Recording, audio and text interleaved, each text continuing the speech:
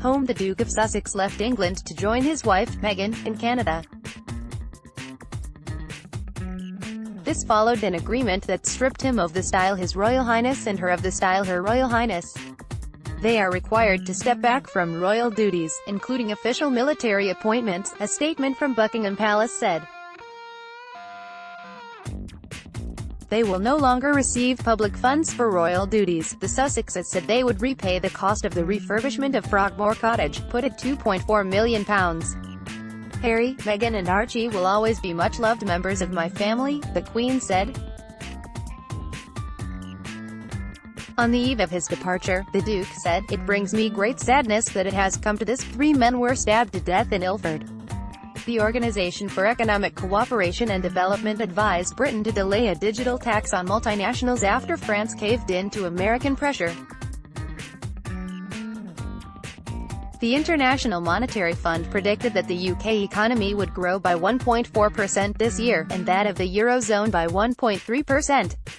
The UK employment rate rose to a new high of 76.3%, with an unprecedented 32.9 million people in work and unemployment at its lowest for 45 years.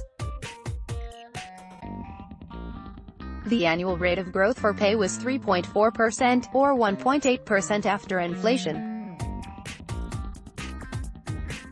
Pressure over the Mumbles reached 1,050.5 hectopascals, 31.02 in of mercury, close to the British record of 1,053.6 hectopascals, 31.11 in, at Aberdeen in 1902. Britain will diverge from EU rules after Brexit, Sajid Javid, the Chancellor of the Exchequer, told the Financial Times. "We will not be a rule taker, we will not be in the single market, and we will not be in the customs union, and we will do this by the end of the year." The government was thinking of moving the House of Lords to York, according to James Cleverly, the Conservative Party chairman. The government was defeated in the Lords by 270 to 229 in a vote to give EU citizens in the UK the automatic right to stay. A small boat carrying migrants sank off Belgium and 14 people swam to shore. Border Force intercepted 10 migrants in a dinghy in the Channel. Beals, the department store chain, went into administration. Jess Phillips dropped out of the contest for the Labour leadership, leaving Sir Keir Starmer the frontrunner, with Rebecca Long-Bailey and Lisa Nandy in the pack, and Emily Thornberry trailing. Lord Hall of Birkenhead said he would stop being Director General of the BBC in the summer.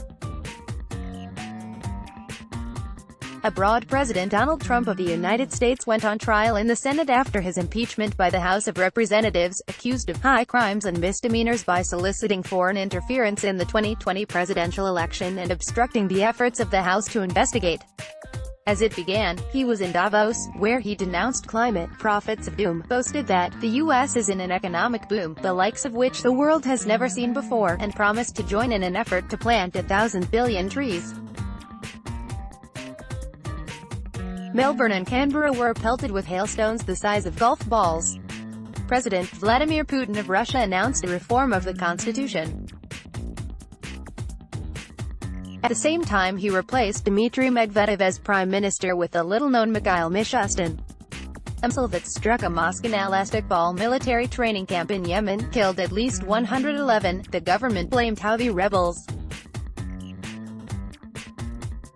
Anti-government protesters clashed with security forces in central Beirut, leaving 400 injured. Talks in Berlin sought peace in the civil war between Fayez al-Sarraj, the Prime Minister of Libya, and General Khalifa Haftar. Leaders from different communities in Syria met in secret in Berlin.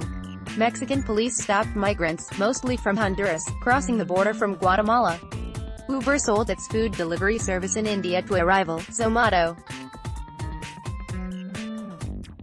The World Health Organization considered declaring a public health emergency over the new kind of coronavirus observed in Wuhan, China, which it was confirmed could spread from human to human. Bats and live animal markets came under suspicion.